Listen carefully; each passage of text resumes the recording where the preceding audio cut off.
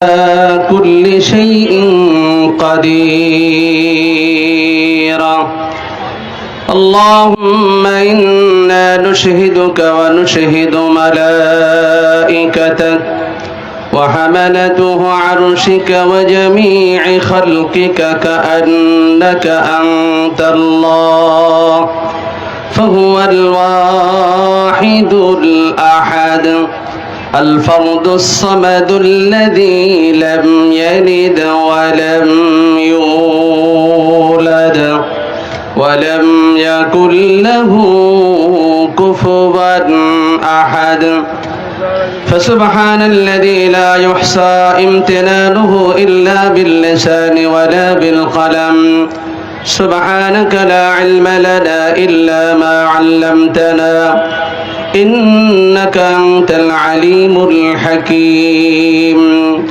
ونشهد أن سيدنا وسندنا وحبيبنا وحبيب ربنا وطبيبنا وطبيب قلوبنا ونشهد أن لا إله إلا الله ونشهد أن لا إله إلا الله وحده لا شريك له لا ضد له ولا ند له ولا مثل له ولا مثال له.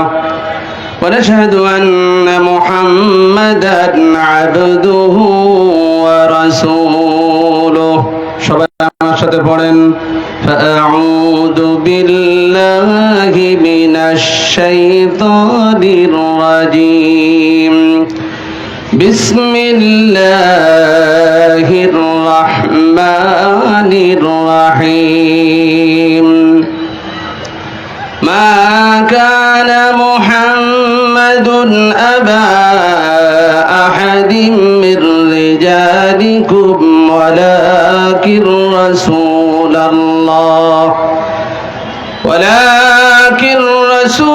الله وخاتم النبيين وكان الله بكل شيء عليما. صدق الله العلي العظيم وصدق رسوله النبي الكريم ونحن على ذلك من الشاهدين والشاكرين. وقال النبي صلى الله عليه وسلم عن أبي هريرة رضي الله تعالى عنه قال قال رسول الله صلى الله عليه وسلم إذا اتخذوا الفيوض والأمانة مغنما والزكاة مغرما وتعلم لغير الدين وأطاع الرجل امرأته وعق أمه وأدنى صديقه وأقضى عباه وظهرت الأصوات في المساجد وساد القبيلة فاسقهم وكان زعيم القوم أرسلهم ويكرم الرجل مخافة شره وظهرت القيرات والمعازف وشرب الخمور ولعن آخره هذه الأيام أولها فارتقب عند ريحها حمراء وزلزله وخسفا ومسخا وقذف آية تتباع كنظام قطي سلقه فتطابع أو كما قال عليه الصلاة والسلام.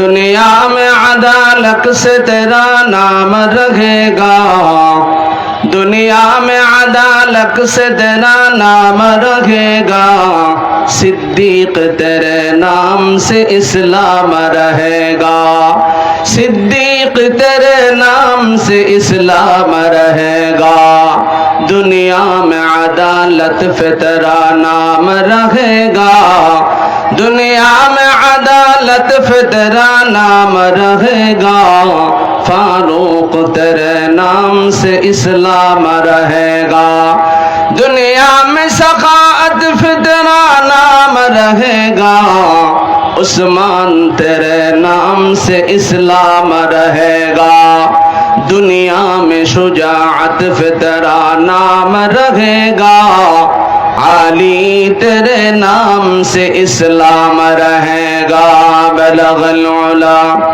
बिकमालिही कशफत दुजा बिजमालिही। सबाई पढ़ेन حسنت جميع خصاله صلوا عليه وآله যেদিন তুমি এসেছিলে ভাবে কেঁদেছিলে তুমি হেসেছিল সবে এমন জীবন করিবে গঠন মরিলে হাসিবে তুমি কাঁদিবে ভুবন বালাগাল উলাম বিকামালিহি كشف الدجى بجماله حسنت جميع خصاله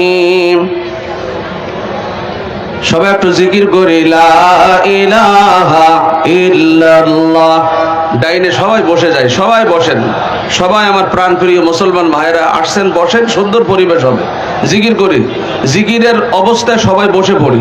লা ইলাহা ইল্লাল্লাহ, লা ইলাহা ইল্লাল্লাহ, লা ইলাহা লা ইলাহা হাবিবে খোদা তিরি নবী কমলে ওয়ালা হাবিবে খোদা তিনি নবী কমলে ওয়ালা তাহারি সোয়াতে আজি দুনিয়া উজালা তার বিরাগে দু চোখ অশ্রু ঝরায় লা ইলাহা ইল্লাল্লাহ ইল্লাল্লাহ লা ইলাহা লা ইলাহা ইল্লাল্লাহু মুহাম্মাদুর রাসূলুল্লাহ সাল্লাল্লাহু আলাইহি ওয়াসাল্লাম। রাজাসন ৮ নম্বর ওয়ার্ড মুয়াজ্জিন পরিষদের উদ্যোগে দ্বিতীয় বার্ষিক ইসলামী সাংস্কৃতিক অনুষ্ঠান ও ওয়াজ মাহফিলের সুযোগ্য সভাপতি, প্রধান অতিথি, বিশেষ অতিথি, আগত স্বাগত প্রিয় মুসলমান ও দিনদরদি ভাইরা, পর্দার অন্তর আলালে ধার্মিকা, অবলা, সরলা, পবিত্রা, তহেরা, প্রিয় আমার মা ও বোনেরা, সকলের প্রতি আমার আন্তরিক সালাম। আসসালামু আলাইকুম ওয়া রাহমাতুল্লাহি ওয়া বারাকাতুহু। আজকের মাহফিলের প্রধান অতিথি আমার ডাইনে বসা ডাক্তার দেওয়ান মোহাম্মদ সালাউদ্দিন বাবু, সাবেক সংসদ সদস্য। এর আগে অনেক সুন্দর কিছু কথা বলেছেন, খুব ভালো লাগছে। আল্লাহ তাআলা এই জনগণের এবং সাভারবাসীর খেদমত করার তৌফিক দান করুক প্রিয় সালাউদ্দিন বাবু ভাইজানকে। আজকের মাহফিলের প্রধান বক্তা হযরতুল আল্লাহ মাওলানা শহীদুল ইসলাম সিদ্দিকী, যিনি সারা বাংলাদেশের আলোড়ন সৃষ্টিকারী একজন বক্তা। হুজুরও চলে আসছেন, হুজুরের বয়ান আমরা সকলেই শুনবো ইনশাআল্লাহ। এবং আজকের মাহফিলের বিশেষ অতিথিবৃন্দ হাজী মোহাম্মদ নজরুল ইসলাম, সাবেক সাধারণ সম্পাদক সাভার পৌর বিএনপি, সাবেক ও সহসভাপতি ঢাকা জেলা বিএনপির। এবং আজকের মাহফিলের যিনি সভাপতি হাজী মোহাম্মদ আব্দুল করিম পালোয়ান, আল্লাহ তাআলা সভাপতি সাহেবকে হায়াতে তৈয়বা দান করুক। আমার পাশে বসা সকলের প্রিয় পরিচিত মুখ প্রিয় হাজী সাহেবকে আল্লাহ তাআলা কবুল করুক। আজকে যেই উদ্দেশ্যে আমরা মাহফিলে এসেছি, জানাদের এই মাহফিল পরিচালনা করেছেন, যারা এই মাহফিলকে এই জান্নাতের বাগিচায় পরিণত করেছেন। মসজিদের মুয়াজ্জিনদের বেতন কতটুকু আপনারা জানেন তো, ঠিক কিনা? তাদের সামান্য বেতন, এই হাফেজ সাহেব, কারি সাহেব, মাওলানা সাহেব, তারা সবাই মিলে আপনাদের এই কোরআন শোনার জন্য এত সুন্দর বাগিচা, জান্নাতের বাগিচা করেছেন। আমরা খুশি না বেজার? আল্লাহ তাআলা এই এলাকার এই মুয়াজ্জিন সাহেবান যারা এই একটা সংগঠন করে এ কোরআনের এই জান্নাতের বাগিচা করেছে, মাহফিলের ব্যবস্থা করেছে, আল্লাহ প্রিয় মুয়াজ্জিন ভাইদেরকে আল্লাহ তাআলা কবুল করুক এবং তাদের ইনকামের ভিতরে আল্লাহ তাআলা বারাকা দান করুক এবং এই মাহফিল কিয়ামত পর্যন্ত আল্লাহ তাআলা কায়েম রাখুক। আমি কোরআনে হাকিমের ছোট্ট একখানা আয়াত তেলাওয়াত করেছি, যে আয়াত এমন কোনো লোক নাই, এমন কোনো ওলামায়ে কেরাম নাই যে আয়াত পড়ি নাই, যে আয়াতের কথা শুনি নাই। এবং রসুলের হাদিস থেকে তিরমিজি শরীফের 2022 নম্বর 20 নম্বর একটা হাদিস আমি আপনাদের সম্মুখে তেলাওয়াত করেছি। যেই কোরআনের আয়াত আমি তেলাওয়াত করেছি সে কোরআনের আয়াত হলো, শাব্দিক অর্থ হলো যে মুহাম্মাদুর রাসূলুল্লাহ সাল্লাল্লাহু আলাইহি ওয়াসাল্লাম তোমাদের জন্মগত কোনো পিতা নন, তিনি তোমাদের সকলের রুহানি পিতা। যেমন যারা ওস্তাদে মুহতারাম, যারা আসমানি এলেমের বিদ্যা আমাদেরকে শিক্ষা দেয়, তাদের ব্যাপারে অনেক ফাজাইল, অনেক কথা লেখা আছে যে ওস্তাদের মাধ্যমে আমরা এলেম অর্জন করি। ওই ওস্তাদ নিজের জন্মদাতা পিতার চাইতে বেশি দামি, এই কারণে নিজের বাবা জন্ম দেয় আর আলোর পথ দেখায়, জান্নাতের পথ যিনি দেখায় তাহাকে রুহানি পিতা বলে। কিন্তু ওস্তাদের ব্যাপারে, পীরের ব্যাপারে গ্যারান্টি নাই, কিন্তু প্রত্যেকটা নবী আপন আপন উম্মতের জন্য রুহানি পিতা।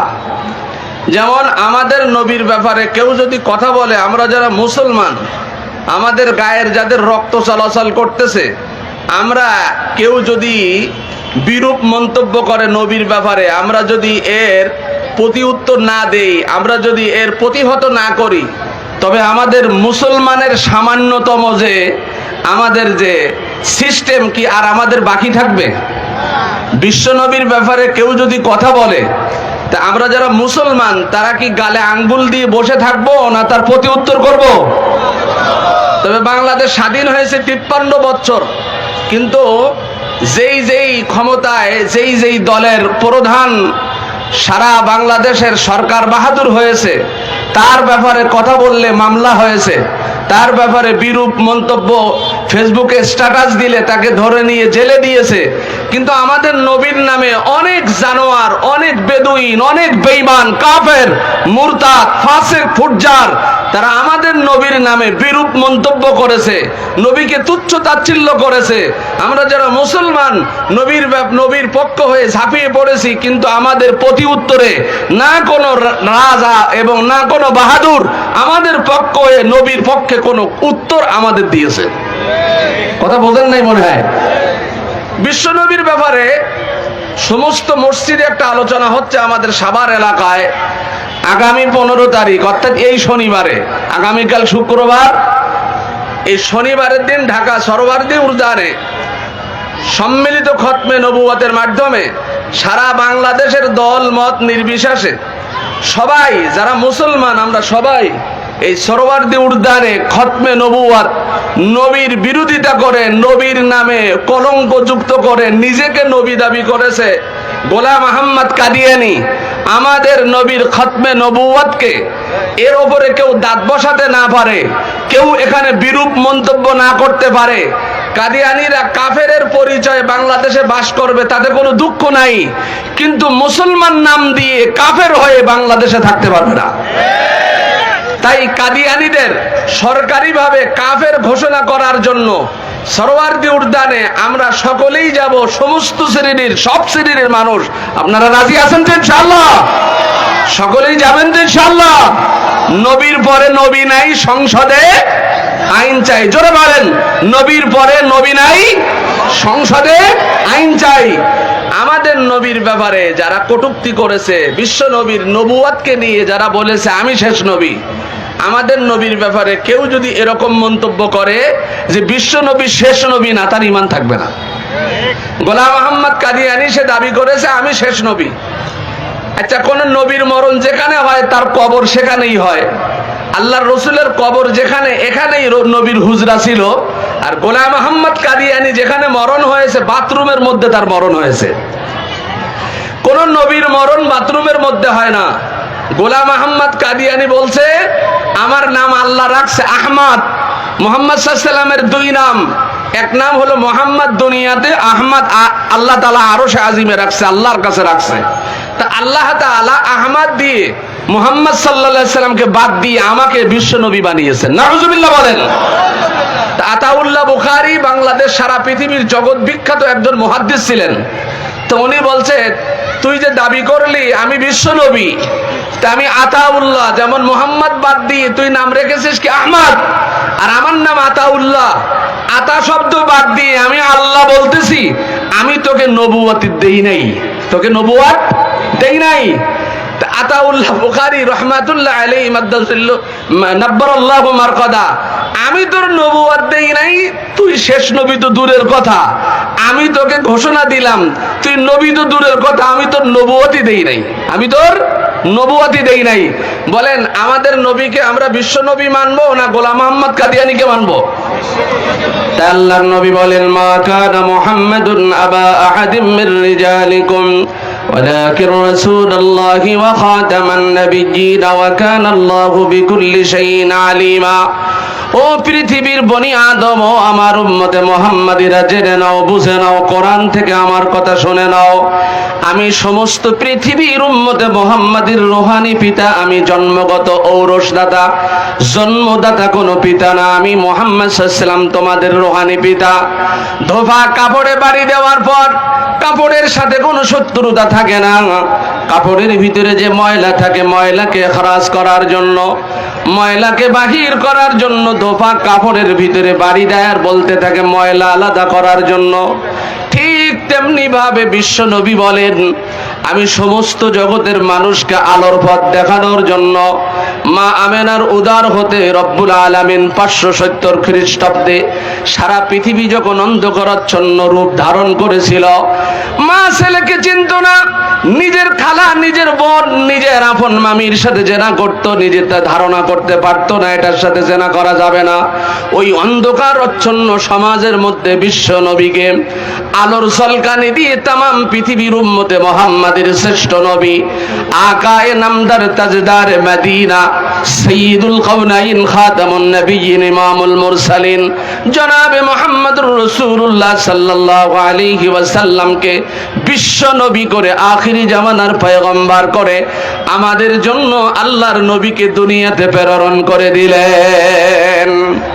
সিরাতে খাতামুল আম্বিয়ার মধ্যে, সিরাত ইবনে হিশামের মধ্যে লেখক এবং মুসান্নিফ লেখে মা আমেনা বর্ণনা করেন, আমার সন্তান মুহাম্মদ সাল্লাল্লাহু আলাইহি ওয়াসাল্লাম যখন আমার উদর হতে দুনিয়ার জমিনে আসছে, প্রথম শব্দটা আমার সন্তান কলিজার টুকরা আমার প্রিয় নবী মুহাম্মদ সাল্লাল্লাহু আলাইহি ওয়াসাল্লাম যেই শব্দটা বলেছিলেন, তা সেই শব্দটা হলো আল্লাহু আকবার কাবীরা বুকরাতাও ওয়া আসীলা। মা আমেনা বলেন, আমার মুহাম্মদ যখন দুনিয়ার জমিনে আসছে সেজদারত অবস্থায়, অন্য নারীদের যেমন নাফাক রক্ত বাহির হয়, দুর্গন্ধ বাহির হয়, বিশ্ব নবী যখন দুনিয়াতে আসছে আমার কোনো পেট উঁচা ছিল না, কোনোদিন বমি হয় নাই, কোনোদিন রক্ত বাহির হয় নাই। নবী দুনিয়াতে আসার পর জান্নাতি মেশকম্বরের গন্ধ আমার মুহাম্মদ সাল্লাল্লাহু আলাইহি ওয়াসাল্লাম থেকে ঘেরান বাহির হয়েছিল।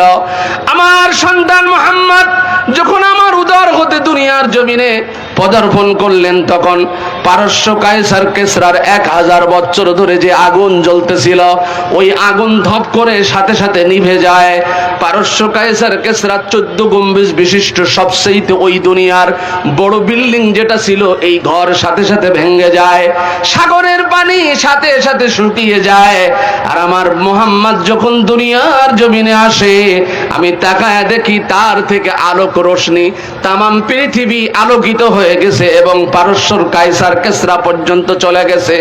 ইতিহাস বর্ণনা করে বিশ্ব নবীর আলোক রোশনি সেই পারস্য কায়সার কেসরা পর্যন্ত। আল্লাহর নবী দুনিয়ার থেকে চলে যাওয়ার পর আল্লাহর নবীর দ্বিতীয় খলিফা ওমর ইবনুল খাত্তাব রাদিয়াল্লাহু তাআলা আনহুর জামানায় আল্লাহর নবী ভবিষ্যৎবাণী করেছিল, ওমর আমি থাকতে হবে না, চলে যাওয়ার পর আবু বকরের রাষ্ট্র খেলাফত চলে যাওয়ার পর তোমার রাষ্ট্র খেলাফত কাল যখন রানিং হবে, তোমার আমলে অর্ধ জাহানের খলিফা আল্লাহ তোমাকে বানায়া দিবেন। যারা কাফের বেঈমান তারা ইসলামের সুশীতল ছায়াতলে তারা আরোহণ করবে, পদার্পণ করবে, তারা চলে আসবে। ওই দিন সমস্ত মুসলমান এই মক্কা মদিনার দিকে, কোরআনের দিকে ধাবিত হবে। दुनिया में अदालत से तेरा नाम रहेगा, दुनिया में अदालत से तेरा नाम रहेगा, सिद्दीक तेरे नाम से इस्लाम रहेगा, दुनिया में अदालत पे तेरा नाम रहेगा, फारूक तेरे नाम से इस्लाम रहेगा। दुनिया में सखात पे तेरा नाम रहेगा, उस्मान तेरे नाम से इस्लाम रहेगा। दुनिया में शुजाअत पे तेरा नाम रहेगा, अली तेरे नाम से इस्लाम रहेगा। পারস্য কবি এই কবিতার অর্থ আমি বলবো। এর আগে আপনাদের কাছে আমার প্রশ্ন হলো, বলেন আমরা যে বিশ্ব নবীকে নবী মানি, আমার নবীর ব্যাপারে কটূক্তি করে, এই দুনিয়ার মধ্যে 30 জন ব্যক্তি বিশ্ব নবী আখিরি জামানার পয়গম্বর নবী হওয়ার দাবি করেছেন। আল্লাহর নবী দুনিয়ার থেকে চলে যাওয়ার আগে সকলের কাছে বলে গিয়েছিলেন, আমি চলে যাওয়ার পর 30 জন মিথ্যা নবীর দাবিদার হবে। খবরদার তোমরা এই মিথ্যা নবীর দাবিদার যারা হবে তাদেরকে তোমরা আনুগত্য করবে না, তোমরা কিন্তু কাফের হয়ে যাবে। এই 30 জনের ভিতরে মুসাইলামাতুল কাজ্জাব একজন আছে, আরো সিরিয়ালে আছে, আর আমাদের জমানায় এসে গোলাম আহমদ কাদিয়ানি। এই ব্যাপারটা অনেক মুসলমান জানে না, জানার চেষ্টা করে না। কাদিয়ানীদের ব্যাপারে বললে মুসলমান জানার চেষ্টা করে না। কাদিয়ানীরা যে কত বড় ভয়ঙ্কর, কত বড় নিকৃষ্ট জানোয়ার, একটা মুসলমান যদি সঠিকভাবে কাদিয়ানীদের সম্পর্ক সঠিকভাবে জানতে চায়, সেই মুসলমান মৃত্যু পর্যন্ত এদের চিন্তা মাথার ভিতরে আনবে না। অনেক কথা আছে, ছোট্ট একটা কথা, আমাদের নবীকে যে নবী না মানে, আনা খাতামুন নবিয়্যিনা লা নবিয়্যা বাদি, আমি শেষ নবী, আমার পরে আর কোনো নবী আসবে না, নবীর ব্যাপারে যে কটূক্তি করে নিজেকে দাবি করে, সে কি আসলে কি মানুষরূপী পশু না জানোয়ার? বিশ্ব নবী তো আল্লাহ বানিয়ে দেয়, এটা তো নিজে নিজে হওয়া যায় না। পয়গম্বর আমাদের দুনিয়ায় যত নবী রসুল আসছে, এটা কি নিজের ইচ্ছায় না আল্লাহর ইচ্ছায়?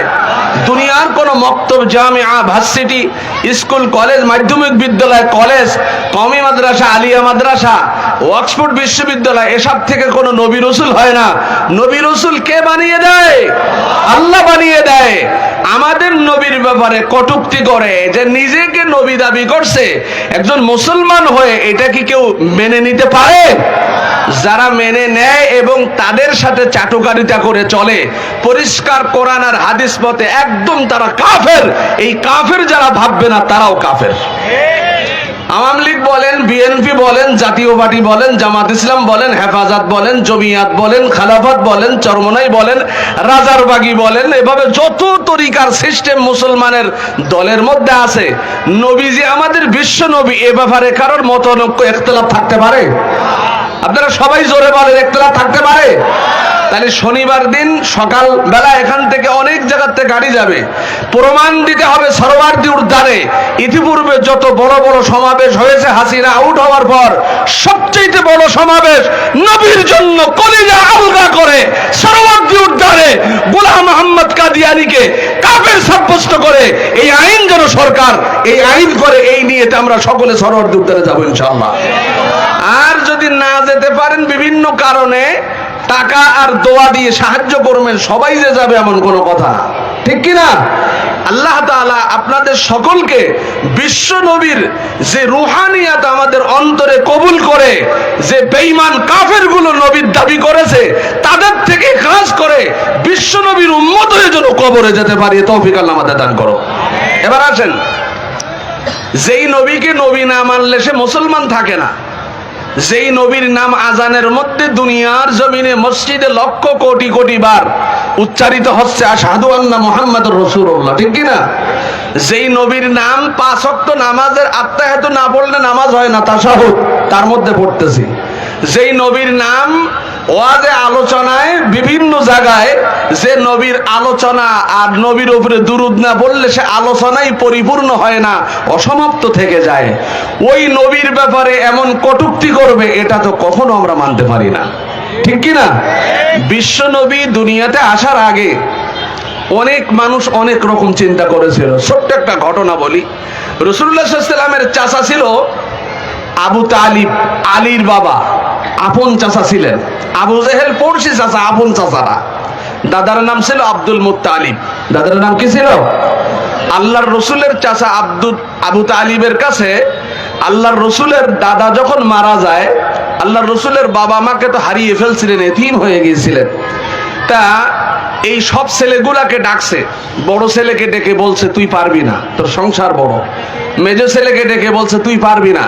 এভাবে সকল ছেলেকে বিদায় দিয়ে আবু তালিব যখন সিরিয়ালে আসছে, আল্লাহর নবীর দাদা বলতেছে, ন আবু তালিব, আমার মনের ইচ্ছা, তোর সংসার ছোট, তোর ফ্যামিলিতে কাজকর্ম কম, তোর বিবি বাচ্চাগুলো অনেক ভালো, আমার মোহাম্মদ, আমার নাতি, আমার আব্দুল্লাহর বেটা তোর কাছে থাক, আমি খুশি হব। সুবহানাল্লাহ বলবেন না? আল্লাহর নবী আবু তালিবের কাছে যখন রেখে গেলেন, আল্লাহর নবীর দাদা, আল্লাহর নবীর বাবা, আল্লাহর নবী সাল্লাল্লাহু আলাইহি ওয়াসাল্লামের আম্মা, মা জননী আমেনা সবাই চলে গেল। সকল ছেলেদেরকে ডেকে ডেকে বলতেছেন তোর কাছে রাখবো না, তোর সংসার বড়। দ্বিতীয় ছেলেকে ডেকে বলতেছেন তোর সংসারের মধ্যে অনেক কাজ, তোর কাছে রাখবো না। সব ছেলেগুলা বিদায় দিয়ে আবু তালিবের পালা যখন আসলো, আবু তালিবকে বলতেছেন, আবু তালিব, তোর সংসারের ভিতরে মোহাম্মদকে আমার রাখতে মনে চায়। সে দুনিয়ায় আসার আগে তার বাবাকে হারিয়েছে, তার বাবাকে দেখতে যে আবওয়া নামক স্থানে মাকে হারিয়ে দাফন করেছে। এখন আমি দাদার জিম্মাদারির মধ্যে আমার মোহাম্মদের লালন পালনের দায়িত্ব ছিল। আমিও মনে হয় দুনিয়ায় বেশি দিন বাঁচবো না। আবু তালিব, তোমার কাছে আমি রেখে গেলাম। আবু তালিব পাথরের ব্যবসা করতেন। এই পাথরকে নিয়ে মক্কা শরীফের সাগর থেকে আবিসিনিয়া, শাম, সিরিয়ার মধ্যে ব্যবসা করতে যাইতেন। সিরাতে খাতামুল আম্বিয়ার মধ্যে আসছে 8 বছর বয়সে, 12 বছর বয়সে তখন আল্লাহর নবী ছোট মানুষ। ওই অবস্থায় একদিন বাণিজ্যের কাফেলার মানুষগুলা আবু তালিবের সাথে আলোচনা করেছে, পরামর্শ করেছে, আবু তালিব, আমরা তো ওই দিন শামের উদ্দেশ্যে, ব্যবসার উদ্দেশ্যে রওনা করতে হবে, কখন যাবে, কিভাবে যাবে? সবাই বলতেছেন, ও আবু তালিব, তুমি আমাদের লিডার, তোমার ভাতিজা তো তোমার সাথে থাকে, তাকে কি করবে, কিভাবে যাবে? তখন বলতেছেন, ভাতিজা আমার কাছে আবদার করেছে, চাচা গো, তুমি যে ব্যবসায় যাবে, আমাকে যদি না নিয়ে যাও, আমাকে কিন্তু এসে আর পাবে না, তুমি ছাড়া আমি কিন্তু থাকতে পারবো না। আল্লাহর নবীর এই আবদার যখন চাচার কাছে জানিয়েছেন, অন্য অন্য ব্যবসায়ী পার্টনারেরাও একই কথা বলতেছেন, আবু তালিব, মুহাম্মদকে রেখে যাওয়া যাবে না। মুহাম্মদ সাল্লাল্লাহু আলাইহি ওয়াসাল্লাম আমাদেরকেও বলেছে, আমাদের এলাকায়, আমাদের দেশে মক্কায় মুহাম্মদ তোমার এই ভাতিজার মতো সত্যবাদী আল্লাহ আমিন আর দ্বিতীয় কেউ নাই। সে যদি আমাদের ব্যবসার কাফেলার সাথে সিরিয়া, শামের দিকে যায়, আমাদের ব্যবসার মধ্যে আরো বরকত হবে, বারাকা হবে, নিয়ে চলো। আবু তালিব যখন রওনা করেছেন, তাওরাতের ভিতরে, ইনজিলের ভিতরে একজন লাট পাদ্রী বহু বছর ধরে অনেক বছর ধরে গবেষণা করে করে তাওরাত আর ইনজিলের মধ্যে পড়ে পড়ে পেয়েছেন, মুহাম্মদ সাল্লাল্লাহু আলাইহি ওয়াসাল্লাম বিশ্ব নবী চাচা আবু তালিবের সাথে 8 বছর বয়সে, 12 বছর বয়সে পাথরের ব্যবসা করবে। ওই ব্যবসার কাফেলায় নৌকা যোগে, জাহাজ যোগে আমার এই দেশের মধ্যে আসবে। আর বিশ্ব নবী যদি আমার এই বাড়িতে, আমার দেশে আসে, আমি ওই বিশ্ব নবীর ওসিলা করে যত মানুষ তার সাথে সাথী হবে, সকলকে আমি খানা খাওয়ায়া নিজের জীবনকে আমি ধন্য করব। ওই লাট পাদ্রী একদিন নয়, 2 দিন নয়, 40টি বছর ধরে মুহাম্মদ সাল্লাল্লাহু আলাইহি ওয়াসাল্লামের প্রেমে পাগল পাড়ায় শুধু মেহমানদারি করেছে। বিশ্ব নবীকে আমি মেহমানদারি করাবো। একদিন, 2 দিন, 3 দিন নয়, 1-2টি বছর নয়, 40টি বছর ধরে ধরে লাট পাদ্রী তাওরাত জবুরির ভিতরে পড়ে পড়ে বিশ্ব নবী কখন আমার আসবে তাকে আমি আপ্যায়ন করব। আল্লাহর নবীর সেই কথা আর ইতিহাস কিতাবের মধ্যে তালাশ করে করে 40টি বছর ধরে যখন মেহমানদারি করলেন, 8 বছর 12 বছর বয়সে আবু তালিবের সাথে আল্লাহর নবী যখন রওনা করে, ওই নৌকা যোগে যখন সিরিয়ার পথে রওনা করেছেন, বিশ্ব নবীকে নিয়ে যখন ওই পানি অথবা সাগরের কিনারে অথবা পৌঁছে গেছেন, যখন জাহাজগুলো, নৌকাগুলো ওখানে ভিড়ে আছেন, বলতেছেন সবাই তো চলে যেতে হবে, একজন সিকিউরিটি ম্যান রেখে যেতে হবে। কে কাকে রাখবেন? আল্লাহর নবী বললেন, আমি কারোর উপরে আস্থা ভোজন করি না চাচা, আমাকে নিয়ে চলেন, আমি আপনার সাথে যাব, থাকবো না। আল্লাহর নবী বললেন, ও ভাতিজা, আমার এই জামাতের জমিনের মধ্যে এমন কোন লোক নাই যাকে আমি বিশ্বাস করব, আমি তোমাকে ছাড়া কাউকে বিশ্বাস করি না। এত লক্ষ লক্ষ টাকার মাল, তুমি এখানে থাকলে আমার মাল আমানতের সাথে থাকবে, আমি অন্য কাউকে যদি রেখে যাই এই মাল খেয়ানাত করতে পারে। ওগো আমার ভাতিজা, তুমি এই নৌকার মধ্যে থাকো, আর আমরা ওই লাটপাত্রীর মেহমান হয়ে যাই। লাটপাত্রীর কাছে যখন বিশ্ব নবী বাদে সবাই চলে গেছেন, তাওরাতের কিতাবের ভিতরে, ইনজিলের কিতাবের ভিতরে লাটপাত্রী পড়ালেখা করে, গবেষণা করে, রিসার্চ করে, মোতালা করে করে পেয়েছেন বিশ্ব নবী যেদিন আমার এই বাড়িতে মেহমান হবে, বিশ্ব নবী যখন জমিন দিয়ে হাঁটবে, আকাশের মেঘমালাগুলো আখিরি জামানার পয়গম্বরের মাথার উপর দিয়ে ছায়া ফেলে ফেলে নবীকে হাঁটার ব্যবস্থা করে দিবে। বিশ্ব নবী যখন পাথর আলা জমিনের উপরে দিয়ে হাঁটতে থাকবে, ওই পাথরের জমিনগুলো তুলার মতো নরম হয়ে যাবে। ফি মুহলিহি, এই পা যেখানে পড়বে, কেউ যদি হাত দিয়ে এখানে নাকে দেয়, পৃথিবীর শ্রেষ্ঠ সুগন্ধি যেন সেখানে মাখানো আছে। বিশ্ব নবী আমার বাড়িতে বহু বছর ধরে একটি গাছ মরণাপন্ন হয়ে আছে। কিতাবের ভিতরে জেনেছে বিশ্ব নবী যে জায়গায় বসবে, ও জায়গায় যদি মরা কোনো গাছ থাকে, ওই মরা গাছ আবার সজীবতা অবলম্বন করবে। এই সিস্টেমগুলো তাওরাতের কিতাবে পড়ে পড়ে মনে মনে রাখছেন। কিন্তু বিশ্ব নবীকে যখন না পায়, আল্লাহর নবীকে, আল্লাহর নবীর চাচাকে জিজ্ঞাসা করে লাটপাত্রী, ও আবু তালিব, তুমি যে এখানে আসছো, তুমি কি একা একা আসছো? বলে না, অনেক মানুষ নিয়ে আসছি। কতজন মানুষ সাথে করে নিয়ে আসছো? বলে অনেক মানুষ নিয়ে আসছি, সাথে আমার ভাতিজা ছিল, সাথে আমার সন্তান ছিল, তাকেও নিয়ে আসছি, কিন্তু ভাগ্যবশত তাকে আমি আমানতদারি হিসাবে ওখানে রেখে আসলাম। বিশ্ব নবীর চাচার কথা শুনে বলেন, ও আবু তালিব, তোমার এই সাথে যেই ছেলেটি আসছে কি পরিচয় দিয়েছো? বলে আমার ছেলে, বলে আল্লাহর কসম করে তাওরাত জবুরের ইলম আমার কাছে আছে, 12 বছর বয়সে বিশ্ব নবী তার চাচার সাথে আসবে। এই আখিরি জামানার পয়গম্বর মুহাম্মদুর রাসূলুল্লাহ সাল্লাল্লাহু আলাইহি ওয়াসাল্লাম তোমার সন্তান হতে পারে না, তোমার ভাতিজা হবে। তার বাবার নাম হবে আব্দুল্লাহ, তার মার নাম হবে আমেনা, তার দাদার নাম হবে আব্দুল মুত্তালিব, তার বাড়ি হবে মক্কা শরীফের পাশে। ওই নবী যখন মা আমেনার উদর হতে দুনিয়ার জমিনে আসবে, তামাম পৃথিবীর অন্ধকার এভাবে দাফন হয়ে তামাম পৃথিবী আলোক উজ্জ্বল হয়ে যাবে। ওই নবী তোমার সাথে আসছে, শিশু নবী, ওই মুহাম্মদকে যতক্ষণ তুমি না নিয়ে আসবে, ও আবু তালিব, আমি লাটপাত্রী তোমার মেহমানদারি করব না। আল্লাহর নবীর চাচাই কথা শুনে কিং কর্তব্য বিমূঢ় হয়ে গেলেন। আল্লাহর নবী বলেন, ও লাটপাত্রী, একটু অপেক্ষা করো, আমি আমার ওই ছেলেকে নিয়ে আসব। বলে ছেলে বলবে না, ছেলে তোমার হয় না, এটা তোমার ভাতিজা। আল্লাহর নবী সাল্লাল্লাহু আলাইহি ওয়াসাল্লামকে যখন নৌকা থেকে তুললেন, আল্লাহর নবীর চেহারার দিকে তাকায় লাটপাত্রী চোখের পানি ছেড়ে দিয়ে কাঁদতেছে। আবু তালিবের দিকে তাকায়, একবার বিশ্ব নবীর দিকে তাকায়। আবু তালিব, তুমি মিথ্যা কথা কেন বলছো? এটা তো তোমার সন্তান না, তুমি আল্লাহর কসম করে বলো এই সন্তান কার? বলে এই সন্তান আমার ভাইয়ের সন্তান, আমার ভাই আব্দুল্লাহর ছেলে। বলে নাম কি তার? বলে নাম হলো মোহাম্মদ, এক নাম হলো আহমদ। এই নবী সেই বিশ্ব নবী, আখিরি জামানার পয়গম্বর। আবু তালিবের আর কোনো কথা বলা লাগে না। আল্লাহর নবীর চাচার কথা শুনে লাটপাত্রী এক এক করে বিশ্ব নবীর পরিচয় দিতেছেন। ও আবু তালিব, তুমি চুপ থাকো, তোমার ভাতিজার পরিচয় আমি দেই, শোনো। এই নবী এমন একজন নবী, এই নবী যখন দুনিয়াতে আসবে, তামাম পৃথিবীর যত ধর্মগুরু আছে তাদের ধর্ম রহিত হয়ে যাবে, তামাম পৃথিবীর মধ্যে যত লাটপাত্রী আছে সব খতম হয়ে যাবে, তামাম পৃথিবীর মধ্যে যত মূর্তি পূজারী আছে সব খতম হয়ে যাবে, তামাম পৃথিবীর যত বেঈমান কাফের আছে তারা সব খতম হয়ে যাবে। এই নবী, বিশ্ব নবী আসার দ্বারা আল্লাহ তাআলা নতুন ধর্ম, মুহাম্মাদি ধর্ম দুনিয়াতে দিবেন। এই নবীর কাছে 30 পারা কোরআন নাজিল হবে। এই নবীর 4 জন সহচর হবে, 4 জন বন্ধু হবে। একজনের নাম হবে আবু বকর, একজনের নাম হবে ওমর, একজনের নাম হবে ওসমান, একজনের নাম হবে আলী। এই 4 জন সাহাবী নবীর শ্রেষ্ঠ সাহাবী হবে। এই নবীর তোমার ভাতিজা, আমি কিতাবের মধ্যে পড়েছি, এটা তোমার কাছে শুনে নয়। ওগো আবু তালিব, আরো শোনো, তোমার ভাতিজাকে আমি যখন নৌকা থেকে তুলেছি, এটা আমি তাওরাত কিতাবের মধ্যে পড়েছি। তুমি তাকায় দেখো, তোমার ভাতিজা যখন হাঁটে, আমরা পিছনে, আকাশের মেঘমালাগুলো বিশ্ব নবীর ছায়া দেয়।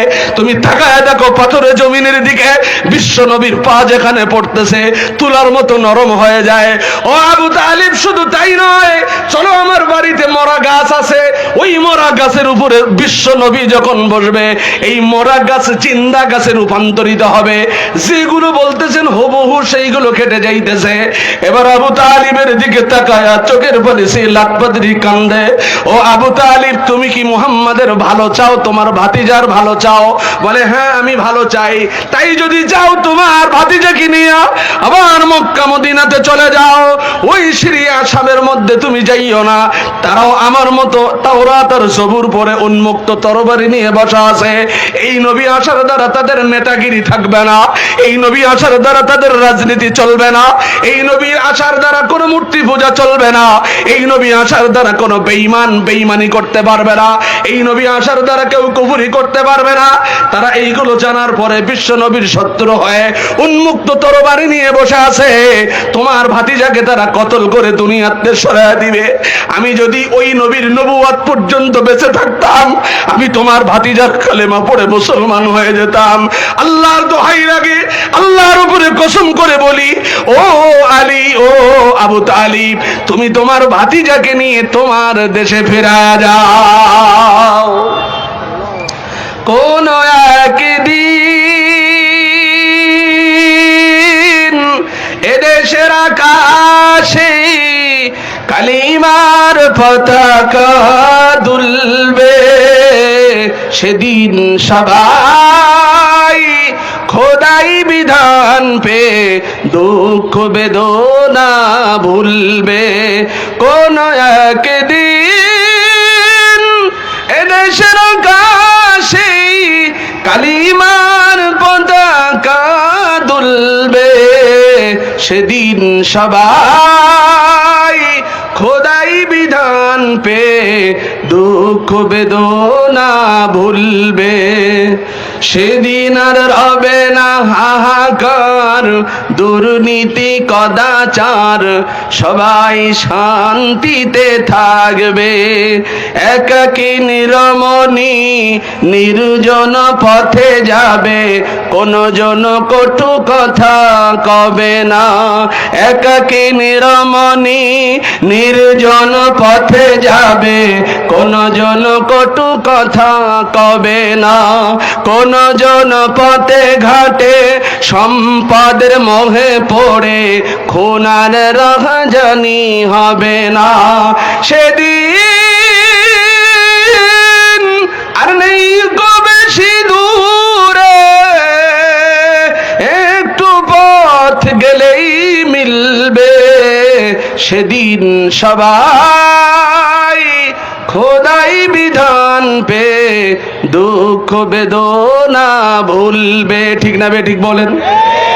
আমাদের দেশের মধ্যে যে অবস্থা আমরা দেখতেছি, বিশ্ব নবীর আদর্শ অনুযায়ী ভালোবাসি, নামাজ পড়তে ভালোবাসি, হজ করতে ভালোবাসি, দান করাকে ভালোবাসি, মাহফিল করাকে ভালোবাসি। একটা মানুষ দুনিয়াতে আসলে তাকে আজান দিতে হবে, ইকামত দিতে হবে, হুজুর লাগবে। একটা মানুষ যখন বিবাহ সম্পন্নর বয়স হয় তখন হুজুর লাগবে, মৃত্যুর পরে জানাজা পড়ানোর জন্য হুজুর লাগবে, 5 বছর পরে পরে যখন ইলেকশন আসে, 5 বছর পরে পরে যখন রাজার ভোট আসে, তখন এলাকার মধ্যে সবচেয়ে বড় বেনামাজি বাটপার সুদখোর লুচ্চা এলাকার মধ্যে কোটি কোটি টাকা পাচার করেছে, বিদেশে পাঠাইতে পারবে। ভোটের আগে সাপোর্টটা তাকেই আমরা মারি। আমরা হুজুরদের ভালোবাসি, আলোচনা ভালোবাসি, কোরআনের নীতি ভালোবাসি, কোরআন পরিচালনার দেশ চলুক এটাও ভালোবাসি। ভোটের সময় আর কোরআনের কথা মনে থাকে না, ভোটের সময় আর হুজুরদের কথা মনে থাকে না, ভোটের সময় ইসলামী আন্দোলনের কথা মনে থাকে না। এলাকার মধ্যে সবচেয়ে বড় বাটপার যেগুলো চোর ডাকাত, ওদেরকে সাপোর্ট দিয়ে এবার বিপদে যখন পড়ি, মামলা মোকদ্দমায় পড়ে যায়, এবার বলে হুজুর আমার জন্য একটু দোয়া করেন আর পড়া পানি দেন। ওরে বাটপার, তুই যদি একজন ভালো সৎ মানুষ মানুষের উপরে সাপোর্ট করতিস, আজকে আমার কাছে এসে তোর দোয়া চাওয়া লাগতো না। বাদীও তার কাছে টাকা খায়, বেবাদীও টাকা খায়, বেঈমানি করে, লুটতরাজ করে, আবার এআই এর মাধ্যমে অথবা ফেসবুকের মাধ্যমে বলে আমরা আবার আসতেছি, আমরা আবার দেশ চালাবো। ওরে বেলাজা, ওরে বেশরম, ২৫০০ মন দিয়ে যদি কুকুরের লেজে ঘি দিয়ে টানা হয়, ঘি সোজা হয় না, তার চাইতে বেয়াদব তোরা। আর ১৬ বছরের দেশকে তছনছ করে, এই দেশকে আগুন দিয়ে ধরায়া, টাকা পয়সা তছনছ করে আমাদের মিসকিন বানায়া, বিদেশের মাটিতে পাড়ায়া, এখনো স্ট্যাটাস দিস, তোদেরকে হায়া লজ্জা বলে কোনো জিনিস নাই। এত বড় বেলাজা, তোদের মতো বেলাজার পৃথিবীতে নাই। আজকে কানাডায় বাড়ি, আজকে মালয়েশিয়ায় বাড়ি, একদম সাধারণ মানুষের ৬৫০ পিস বাড়ি আছে কানাডায়। এই টাকাগুলো কার টাকা? তোর বাপের টাকা না, এটা আমাদের জনগণের টাকা। এখানে এসে লম্বা কথা বলার পর, দায়িত্ব পাবার পর, হুজুর তুমি কে, ইসলামকে, আমরা এইগুলো কোনো অ্যালাউ করি না, আমি আমার জানোয়ারের মতো দেশ পরিচালনা করব। এটা যখন বলা হয়, হুজুর ওয়াজ এত সময় ভালো চলতেছিল, ওদিকে যাওয়ার দরকার নাই। আরে হুজুর তো রাহবার, হুজুর তো রুহানি ডাক্তার, আপনাদেরকে জাহান্নাম থেকে বাঁচায়া জান্নাতের দিকে নিতে চায়। খালি কবরের রসকে হুজুর পারে? খালি কি মানুষের দোয়া তাবিজের রস পারে?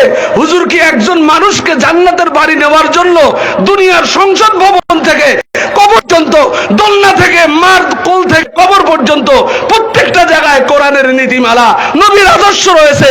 ওই আদর্শের ভিতরে কোরআনের নীতিমালার সাথে যদি তোমার জীবন কবর পর্যন্ত যায়, দুনিয়ায়ও তুমি কিভাবে পুরস্কার পাবে, পরকালেও তুমি পুরস্কার পাবে। আর তুমি দুনিয়ায় লোক দেখানো নেতাগিরি করলে, আল্লাহর ধার ধারো না, ইসলাম তুমি মানো না, ইসলামের পক্ষে যারা কথা বলে তাদের বিরূপ মন্তব্য করলে, তোমার রাজনীতি দরকার নাই। ইলেকশনে আমাদের কাছে বিভিন্ন কথা বলে পাগল করার দরকার নাই। তুমি আগে ভালো হও, দেশ ভালো হয়ে যাবে। তুমি আগে ভালো হও, এলাকা ভালো হয়ে যাবে। আল্লাহর কোরআন বলে, ইন্নাল্লাহা লা ইউগাইয়িরু মা বিকাওমিন হাত্তা ইউগাইয়িরু মা বিআনফুসিহিম। ওই জাতি, ওই মানুষ নিজের ভাগ্য পরিবর্তনের জন্য যতক্ষণ চেষ্টা না করে, ততক্ষণ পর্যন্ত ওই জাতির ভাগ্য আল্লাহ পরিবর্তন করে না। আল্লাহর কথা তো ঠিকই, আল্লাহ তো ঠিকই বলেছেন। এখন আসেন, নামাজ ৫ ওয়াক্ত পড়া ভালোবাসে, একজন নামাজ পড়ে তাকে ভালোবাসে, কোরআন তেলাওয়াত রোজার মাসে ভালোবাসে, কোরআন তেলাওয়াতের ওয়াজ এখন ভালোবাসি, কিন্তু কোরআন দিয়ে সুদ ঘুষ খাওয়া যাবে না, এই কথা যখন বলি হুজুর ওয়াজ করার দরকার নাই। কোরআন দিয়ে রাষ্ট্র পরিচালনা করলে কেউ এই বাদী বেবাদীর কাছ থেকে টাকায় আসামি কানবে না, কেউ জেলের ভিতরে যে আর দোষ নাই সে জেলের মধ্যে ঢুকবে না, যে অপরাধী সেই ঢুকবে, কোরআন যেভাবে বলেছেন। তাহলে কোরআনকে ভালোবাসেন মুখে মুখে, কোরআনকে ভালোবাসেন কানে কানে, কোরআনকে ভালোবাসেন চোখে চোখে, অন্তরাত্মা দিয়ে কোরআনকে যদি ভালোবাসতাম, তাহলে সব জায়গায় কোরআনকে নেওয়ার জন্য আমি কলিজা ফেড়ে কোরআনের জন্য পাগল হয়ে যেতাম। কোরআনের জন্য খালি তেলাওয়াতে কানে চোখে পাগল হতে হবে না, সংসদ ভবন থেকে রান্নাঘর পর্যন্ত, মার কোল থেকে কবর পর্যন্ত প্রত্যেকটা জায়গায় কোরআন দিয়ে পরিচালনা করতে হবে। আর কোরআন দিয়ে যখন পরিচালনা হবে, তখন আহাজারি, রোনাজারি, কান্নাকাটি, বাদী বেবাদী, জুলুম, অত্যাচার, লুণ্ঠন, দোকানে দোকানে সাদা, ওখানে সাদা, এখানে সাদা, মানুষের এভাবে হয়রানি করা, এগুলো কারোর কাছে দুঃখ করা লাগবে না, এমনি ভালো মানুষে পরিণত হয়ে যাবে। আমরা আওয়ামী লীগের ভাইদেরকে ভালো চাই, বিএনপিদেরকে ভালো চাই, আমরা জাতীয় পার্টি, জামাত ইসলাম, হেফাজত, খেলাফত, জমিয়াত, সবাই আমার দেশের ভাই। এই রাজনীতি করার কারণে এক একজন মন মানসিকতা জানোয়ার, সিরিগালের চেয়ে খারাপ হয়ে গেছে। মানবতা কি জিনিস ভিতরে নাই, শুধু রাজনীতি রস করে আমি খাবো, আমি যাব আর আমার পকেট ভারী করব। রাজনীতির মাকসাদ এটাই দেখেছে 53 বছরে। একজন মানুষ, একজন জনগণ কিভাবে এ দেশকে সুন্দর করে পরিচালনা করবে, এই ব্যথা আমাদের কারোর মধ্যে আমরা দেখি নাই। এই জন্য আমরা যারা ক্ষমতায় যাবে, যারা এই রাজনীতি করতেছে, সকলের উপরে ভালো ধারণা রেখে আমি সকলকে বলবো, একেবারে উপদেষ্টা থেকে শুরু করে সকলকে বলবো যে আমরা প্রত্যেকটা জায়গায় ভালো লোক নির্বাচন করব। ঠিক কিনা? দোয়ায় কুনুত একটা দোয়া আছে যেটা আমরা বেতেরের নামাজে পড়ি, আপনারা সবাই পড়েন না? এই যখন ইলেকশন হয়ে যায়, যখন ভোট হয়ে যায়, আর্মিদেরকে আলাদা শাফাত নামা পড়ায়, বিডিআরদেরকে পড়ায়, পুলিশদের পড়ায়, সেতা কোবরাদের পড়ায়, আনসারদেরকে পড়ায়, যারা চাকরি করে এদেরকে পড়ায়, ব্যাংকারদেরকে পড়ায়, প্রত্যেকের শাফাতনামা এইভাবে পড়ায় রাষ্ট্রপতির মাধ্যমে, আছে না নাই? তার সমস্ত রাষ্ট্রপতির রাষ্ট্রপতি কে? যে মালিকে জাহান বানাইছেন, আমাদের বানাইছেন, দুনিয়া বানাইছেন, আসমান, চন্দ্র, সূর্য, গ্রহ, নক্ষত্র, হাওয়া, বাতাস, অক্সিজেন, ওই মালিক পাঁচ ওয়াক্ত নামাজের শেষে আমরা যে বেতনের নামাজ পড়ি, এখানে একটা শব্দ আছে, আল্লাহুম্মা ইন্না নাস্তাঈনুকা ওয়া নাস্তাগফিরুকা ওয়া নু'মিনু বিকা ওয়া নাতাওয়াক্কালু আলাইকা ওয়া নুসনি আলাইকাল খায়র। তোমার উপরে তাওয়াক্কুল করি, আরো তাওয়াক্কুল করি তোমার যারা সাপোর্ট করে। তাহলে পাঁচ ওয়াক্ত নামাজের শেষে যখন আল্লাহর কাছে বলতেছি, আল্লাহ তোমার যারা মানে, সংসদ ভবন থেকে কবর পর্যন্ত, মার্কল থেকে দোলনা পর্যন্ত, এইসব জায়গায় যখন সাপোর্ট টানবো, তোমার যারা মানে তাদেরকে সাপোর্ট টানবো, অন্যদেরকে টানবো না। আমরা কিন্তু বেতনের নামাজে শাফাতনামা করতেছি আল্লাহর সাথে চুক্তিতে আবদ্ধ হতেছি, কিন্তু যখন 5 বছর পরে এত প্রচার হওয়ার পর যখন ভোটটা ঠিক দেবে, একটা গরুর মাথা বিক্রি 5,000 টাকা, আর আপনার দাম কি এত কম যে একটা ভোট 500 টাকার বিনিময়ে একটা গরুর মাথা 5,000 টাকা বিক্রি হয়? আপনার ইমানকে আপনি 500 টাকার বিনিময়ে বিক্রি করে দিলেন। আপনি মানুষ না মানুষ রূপী পশু? আপনি আমার কথা বুঝে থাকলে বলুন, আমি কি কোনো রাজনীতি রস করেছি না সকলকে জান্নাতে নেওয়া রস করতেছি? এই কথাগুলো ভুল বুঝায় শব্দটা এভাবে ব্যবহার করে যে এই শব্দটা বললে হুজুরি রস বন্ধ করবা। তুমি যখন কবরের ভিতরতে জান্নাতের দিকে যাইবা, তখন তোমার কে বাঁচাবে? এই হুজুরদের ওয়াজ সেই দিন তোমার বাঁচাবে। এই ওয়াজ তো তুমি বোঝার চেষ্টা করো নাই। তোমাকে দুনিয়া ভালোর জন্য আলেমরা বলেছে, পরকালে আলেমরা তোমার ভালোর জন্য বলে, তুমি তো ভালোটা নেওয়ার জন্য তোমার অন্তরের মধ্যে সেই আশা নাই। ঠিক না ঠিক? আল্লাহ আমাদের এই ভালো বুঝ দান করুক। এই কথাগুলো বলার দ্বারা কেউ কেউ কষ্ট পেয়েছেন? আপনারা সবাই আমার মুসলমান ভাই, আমি আপনাদের আলেম ভাই। আমি চাই এই প্রত্যেকটা মানুষ ভালো মন নিয়ে দেশে বেঁচে থাকুক, ভালো অবস্থায়। দেশের মধ্যে মারামারি, লুণ্ঠন, এভাবে সাদাবাজি, মামলাবাজি, জেনা, বেবিচার, লুটরাজ, অন্যদেরকে গুলি করা, গুম করা, এগুলো আর দেখতে চাই না। আমরা এই দেশ সোনার দেশ, কাজে কর্মেও সোনার দেশে পরিণত হয়ে দেখতে চাই। আল্লাহ আমাদের সকলকে এই কথার উপর আমল করার তৌফিক দান করুন। এবার আমি হাদিসের দিকে আসি। একটা হাদিস আমি তেলাওয়াত করেছি, হাদিসটার অর্থ আমি বলি যতক্ষণ পর্যন্ত আমার সিগন্যাল না আসে। শুনবেন তো ইনশাআল্লাহ? তিরমিজি শরীফের 2020 নম্বর হাদিসে আল্লাহর রাসূল আবু হুরায়রা থেকে বর্ণিত। কি থেকে বর্ণিত? কোন সাহাবী থেকে? আবু হুরায়রা থেকে বর্ণিত।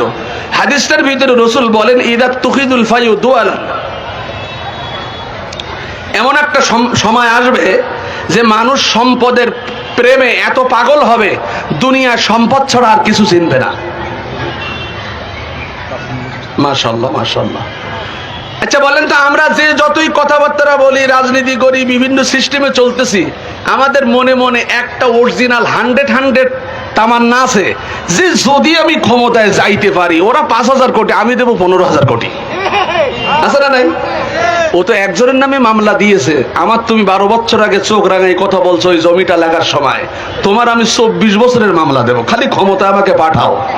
এই নিয়ত করে কেউ যদি এই রাজনীতিতে দাঁড়িয়ে থাকেন, আমি আল্লাহর কসম করে বলবো, আপনি ফিরে আসেন, ভ্যান চালান, রিক্সা চালান, এই নিয়ত করে সামনে আগান না, আপনিও দুনিয়ায় ক্ষতিগ্রস্ত, আখিরাতেও ক্ষতিগ্রস্ত। ওয়াল আমানাতু মাগনামা, আমানাতকে তারা খেয়ানাত মনে করবে। আমানাতের টাকা রাখবেন, খেয়ে ফেলাবে। হাদিস শরীফ আল্লাহ রাসূল বলেন, ওয়া যাকাতু মাগরামা, যাকাতকে ট্যাক্স স্বরূপ মনে করবে। যাকাত দেওয়াকে, এই সাভারের কথা বলি, আমি যখন হেফজখানায় পড়ি, হেফজ শেষ করে তারাবি পড়াই, তখন আমি কেতাব বিভাগে আসি নাই। তা এক এলাকায় ইমাম ছিলাম, আমার দেশের বাড়ি সাতক্ষীরাতে।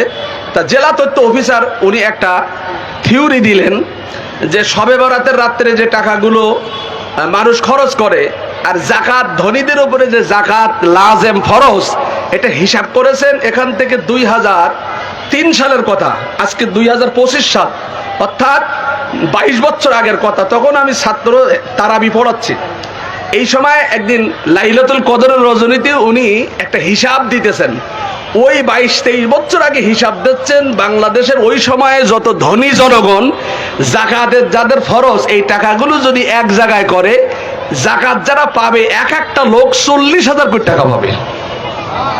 আচ্ছা বলেন, এই আল্লাহর হুকুম যদি মানতো, কেউ চুরি করতো, পকেট মারতো, কেউ কারোর শীত খুঁড়ে ঘরের বিরুদ্ধে মাল নিত, কেউ মোবাইল চুরি করতো? আল্লাহর আইন মানে না। যখন এইটা বুঝাতে যাই, সুদীর বিপক্ষে কথা বলি, তখন রাজনীতির বড় নেতা বলে, হুজুর ওটা রাজনীতির রস। আরে নেতা, তুমি তো ছেঁড়া খেতা, এই রাজনীতির ডেফিনেশনই তুমি বোঝো না, আর এইটার রস কে, ওইটাকে এইটাও বোঝো না তুমি। আছে না নাই? আমি আমাদের রাজনীতিবিদদের কথা বলতেছি না, আমাদের এলাকায় কিছু খেতা জাতীয় নেতা আছে। এখানে আমার আগে যিনি কথা বলেছেন সাবেক এমপি, অনেক ভালো মানুষ। আমি তার পাশেই আমার মসজিদ, মাতৃবাগান আজ পাখি যায় 1-150 হাত দূরে।